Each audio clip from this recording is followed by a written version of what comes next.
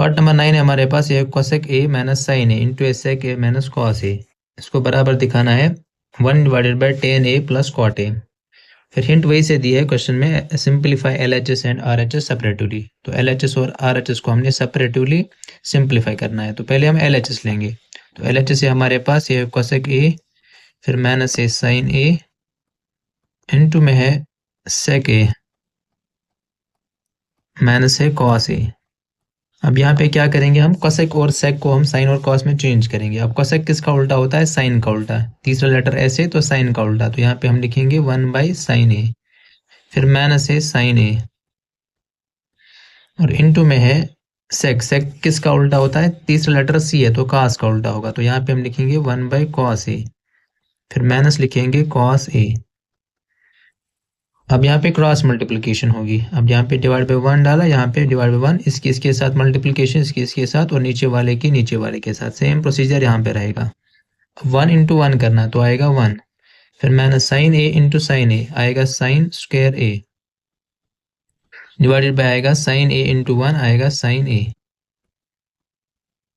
अब यहाँ पे 1 इंटू 1 आएगा 1, minus cos A into cos ए आएगा cos square A, divided by cos A into 1 आएगा कॉस ए। अब यहाँ पे 1 माइनस साइन स्क्वायर ए किसके बराबर होता है, आइडेंटिटी है हमारे पास sign square A plus cos square A. Sign square A plus cos square ए होता है 1 के बराबर। अगर हमने यहाँ पे कॉस स्क्वायर ए की वैल्यू निकाली तो कॉस स्क्वायर ए किसके बराबर आएगा, तो आएगा 1 माइनस साइन स्क्वायर ए। इसका मतलब जो 1 माइनस साइन स्क्वायर ए है, 1 माइनस साइन स्क्वायर ए किसके बराबर होता है, कॉस स्क्वायर ए के बराबर। तो यहाँ पे हम लिखेंगे कॉस स्क्वायर ए, नीचे है अपना साइन ए, इंटू अब 1 माइनस कॉस स्क्वायर ए। अगर हमने यहाँ पे साइन स्क्वायर ए की वैल्यू निकाली, अब साइन स्क्वायर ए की वैल्यू निकालनी है तो प्लस कॉस स्क्वायर ए को ट्रांसपोज करना, तो बनेगा माइनस 1 माइनस कॉस स्क्वायर ए। इसका मतलब जो 1 माइनस कॉस स्क्वायर ए, 1 माइनस कॉस स्क्वायर, इसकी वैल्यू होती है साइन स्क्वायर ए, डिवाइडेड बाय है कॉस ए। अब यहाँ पे कॉस ए और यहाँ से एक कॉस ए कैंसिल होगा, साइन ए और यहाँ से एक साइन ए कैंसिल होगा, तो बचेगा क्या, कॉस ए इंटू बचेगा साइन ए। तो जो लेफ्ट हैंड साइड ये आया हमारे पास cos A into sine A. अब हम RHS लेंगे, राइट हैंड साइड। जो राइट हैंड साइड हमारे पास है वो है 1 divided by tan A plus cot A. तो यहाँ पे हम लिखेंगे RHS। RHS इज इक्वल ये 1 divided by tan A plus है कॉट ए।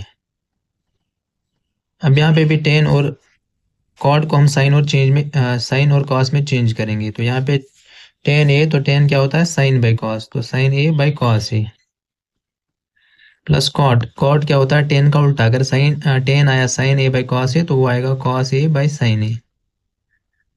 फिर से यहाँ पे क्रॉस मल्टीप्लिकेशन होगी। क्रॉस मल्टीप्लिकेशन कैसे होगी, पहले 1 हम ऐसे लिखेंगे, इसके साथ मल्टीप्लाई, इसके साथ, नीचे वाले के साथ। तो sine A into sine A आएगा sine square A, plus cos A into cos ए आएगा कॉस स्क्वायर ए।